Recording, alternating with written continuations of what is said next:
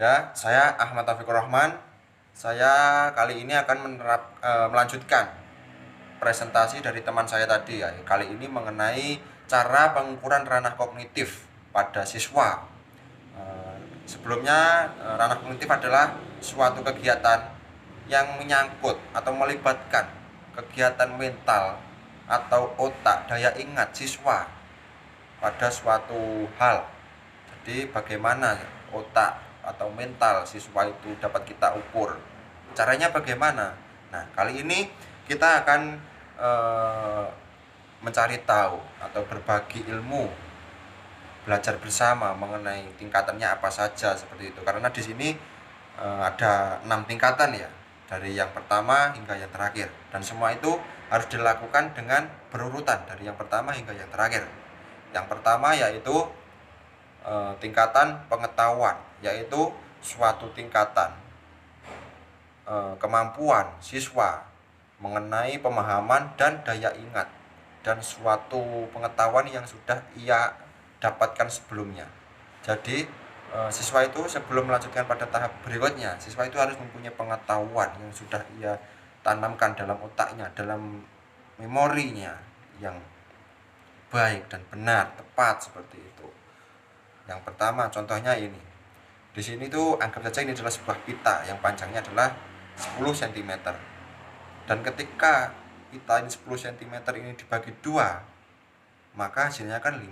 Jadi siswa itu sudah harus tahu di dalam otaknya bahwa 10 itu dibagi 2 sama dengan adalah 5. Terus tingkatan yang kedua adalah mengenai tingkatan pemahaman. Pada tingkatan ini siswa itu sudah bisa memahami suatu pengetahuan tadi, sehingga siswa itu dapat paham suatu hal dengan tepat, dengan baik, dengan sesuai dengan porsinya seperti itu. Jadi siswa itu pada tahapan ini sudah tahu kenapa toh pita tadi yang panjangnya 10 cm ketika dibagi 2 hasilnya adalah 5. Siswa itu sudah tahu asal usulnya bagaimana seperti itu. Terus tingkatan yang ketiga adalah tingkatan mengenai penerapan. Pada tingkatan ini siswa sudah bisa menerapkan atau menggabungkan antara pengetahuan dan pemahaman yang telah ia terima tadi, sehingga pengetahuan yang telah ia terima tadi menjadi perbuatan nyata. Jadi siswa itu pada tahapan ini sudah bisa menggabungkan antara pengetahuan dan pemahaman pada kehidupan nyata. Contohnya, ini adalah sebuah pita. Pita tadi ingin dibagi kepada adiknya menjadi 2.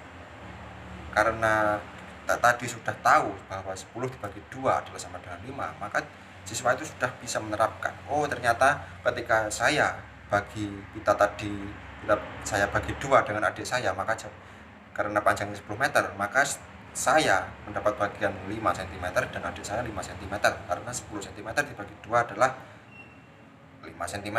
Jadi siswa itu sudah bisa menerapkan dalam kehidupan nyata apa gunanya ilmu yang telah ia pahami tadi. Itu yang tingkatan penerapan. Yang keempat adalah tingkatan analisis. Adalah pada tingkatan ini siswa itu sudah bisa menganalisis, mengidentifikasi dan sebagainya suatu persoalan itu sudah bisa ia identifikasi dengan tepat, dengan baik, sesuai dengan porsinya seperti itu. Jadi siswa itu sudah bisa mengidentifikasi, oh ternyata kenapa toh 10 dibagi 2 jawabannya begini, sudah bisa mengira-ira seperti itu loh. Sudah bisa diidentifikasi bahwa 10 dibagi 2 sama dengan 5, sudah bisa menerapkan seperti itu. Yang kelima adalah tingkatan sintesis. Pada tingkatan ini siswa itu sudah dapat menemukan atau mendapatkan suatu pengertian yang baru dari hasil pengetahuannya yang tadi. Jadi siswa itu sudah tahu, sudah bisa mendapatkan ilmu baru. Ternyata apabila tali yang panjangnya 10 cm itu tadi dipotong tengahnya, itu hasilnya adalah setengah dari panjangnya pita. Jadi apabila panjangnya 10 meter, apabila dipotong tengah, itu pasti jawabannya adalah setengah dari 10 cm, yaitu 5 cm. Yang keenam adalah mengenai tingkatan evaluasi. Pada tingkatan ini siswa itu sudah bisa gimana ya, sudah dapat mengukur, menilai suatu persoalan yang sudah terjadi atau yang ia terima. Jadi dia tuh apabila menerima suatu hal, dia itu sudah bisa mengevaluasi, oh ternyata apabila ada suatu persoalan, contohnya pita tadi yang panjangnya 10 cm, apabila dibagi dua sama dengan setiap bagiannya pasti 5 cm. Jadi siswa itu sudah tahu, sudah tertanam di dalam otaknya bahwa 10 cm dibagi dua sama dengan 5. Begitu pula dengan hal-hal yang lain, pengetahuan yang lain. Apabila ini panjangnya 20 cm dibagi dua sama dengan pasti 10. Siswa itu sudah bisa mengevaluasi seperti itu. Terus yang selanjutnya adalah cara pengukuran ranah kognitif dengan pembelajaran daring ya, seperti saat ini. Yaitu sebenarnya sama sih bagaimana cara mengukurnya, dari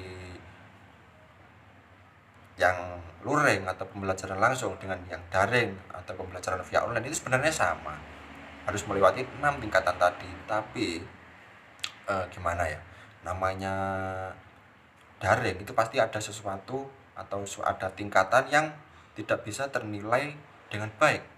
Contohnya yaitu mengenai pemahaman.